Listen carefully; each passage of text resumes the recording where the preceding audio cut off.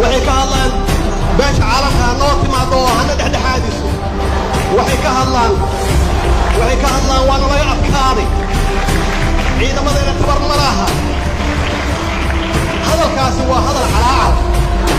hadalkii dhaqanka soomaaliga ahaa lagu yaqaanay ma aha soomaaligu waxaa lagu yaqaanay nin dhiiran ama gabar dhiiran oo geesi ah oo marna caanquusan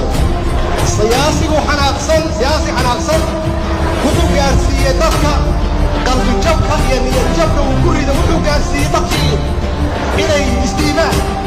qofka bini aadanka ahna markaa rajada ka qaado waa dishay dhimasha dhaanta qof nool oo dhintay macnaheed waxa weeye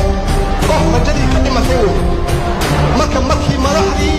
dadkii la fiirsanayay ay ka hadlayaan waa jabtay waa burburdhay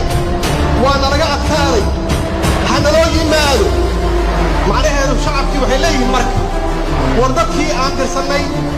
ama madaxdeennii ama siyaasiyiinteennii yaaba qalbi jabeeba see aniga niyad iigu dhisnaanaysaa siyaasiga xanaaqsan shacabka hanaga qalbi jabeyni